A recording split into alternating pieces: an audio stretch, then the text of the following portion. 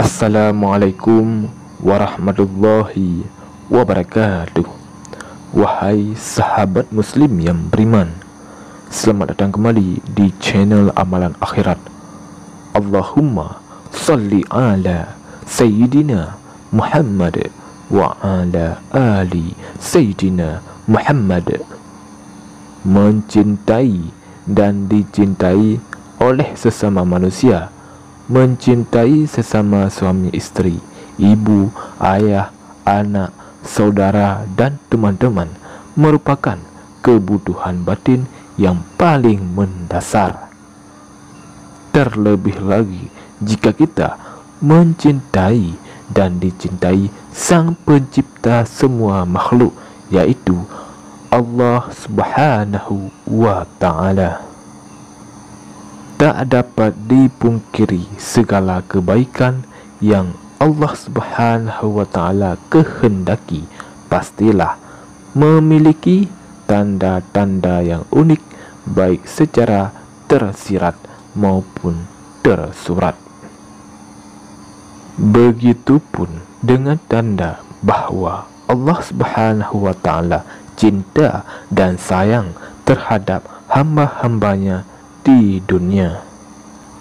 Tak ada kebahagiaan yang paling diimpi-impikan seorang manusia selain dicintai Sang Pencipta, yaitu Allah Subhanahu wa Ta'ala. Berbagai cara untuk mendapatkan ridha Allah Subhanahu wa Ta'ala terus dilakukan hambanya dalam setiap kegiatan dan aktivitas, baik itu berupa hidayah, rahmat, dan kasih sayang dari Allah Subhanahu wa Ta'ala. Lalu, apa saja 3 tanda hamba yang dicintai dan disayangi oleh Allah Subhanahu wa Ta'ala tersebut? Yang pertama, mendapat berbagai cobaan di dunia. Musibah atau cobaan yang Allah Subhanahu wa Ta'ala berikan di dunia bisa jadi itu merupakan salah satu bentuk kasih sayang Allah Subhanahu wa Ta'ala kepada hambanya. Allah Subhanahu wa Ta'ala memberikan balasan berupa cobaan di dunia ialah supaya di akhirat nanti manusia akan terlepas dari balasan perbuatan kejinya. Rasulullah sallallahu alaihi wasallam bersabda, apabila Allah Subhanahu wa Ta'ala menghendaki kebaikan kepada seorang hambanya, maka Allah Subhanahu wa Ta'ala akan membayar cepat kesalahannya di dunia. Dan sebaliknya, apabila Allah Subhanahu wa Ta'ala menghendaki keburukan kepada hambanya, maka Allah Subhanahu wa Ta'ala tidak membalas perbuatan dosanya di dunia hingga kelak ia membalasnya nanti di hari kiamat. Hadis riwayat At-Tabrani. Allah Subhanahu wa Ta'ala mempercepat balasan atas dosanya di dunia ialah agar manusia dapat segera memperbaiki kesalahan yang telah ia perbuat. Namun sebaliknya, bagi orang yang dibenci oleh Allah Subhanahu wa Ta'ala, ia akan dibiarkan saja bergelimang dalam lumpur dosa dan terus-menerus berbuat maksiat hingga lupa dan lalai selama berada di dunia. Yang kedua, Allah Subhanahu wa Ta'ala membuka hati hambanya dan mengisi hatinya dengan keyakinan yang kuat. Rasulullah sallallahu alaihi wasallam bersabda, apabila Allah Subhanahu wa Ta'ala menghendaki kebaikan pada diri seseorang, niscaya Allah Subhanahu wa Ta'ala akan bukakan kunci hatinya dan mengisi hatinya dengan keyakinan dan kepercayaan yang kukuh. Allah Subhanahu wa Ta'ala jadikan hatinya waspada akan lika-liku kehidupan yang ia jalani. Allah Subhanahu wa Ta'ala jadikan hatinya sehat, sejahtera, dan lidahnya berkata benar dan perilakunya lurus, serta Allah Subhanahu wa Ta'ala jadikan telinganya mendengar dan matanya melihat. Hadis riwayat Abu Syekh dan dari Abu Zar. Yang ketiga, Allah Subhanahu wa Ta'ala memberi kepahaman kepada umatnya tentang agama Islam.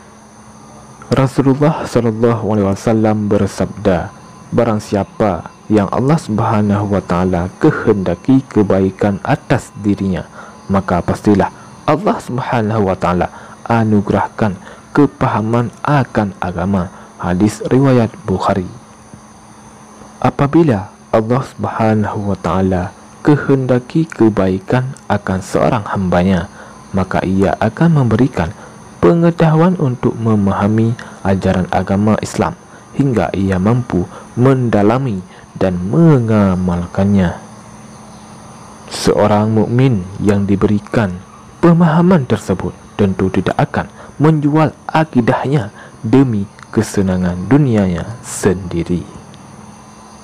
Demikianlah 3 tanda Allah mencintai dan menyayangi hambanya. Apakah Anda salah satunya? Semoga kita semua menjadi hamba yang dicintai dan disayangi oleh Allah Subhanahu wa Ta'ala. Saya akhiri, wabillahi taufiq wal hidayah. Wassalamualaikum warahmatullahi wabarakatuh. Ilahi lastu lil firdausi ahla wala aqwa ala naril jahimi fahabli taubatan waghfir zunubi fa innaka ghafirul dzambil azimi. Wahai Tuhanku, aku bukanlah ahli surga, tapi aku juga tak kuat di neraka jahim.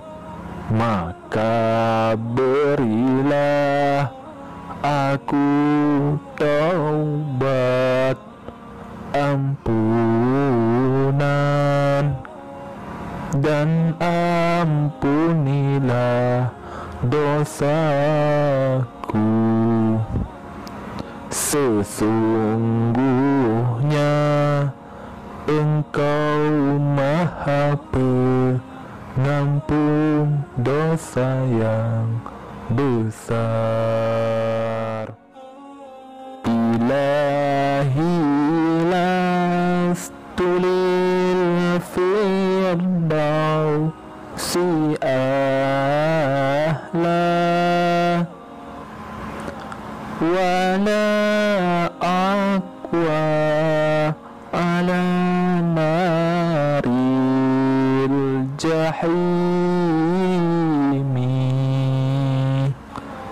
fahabli taubatan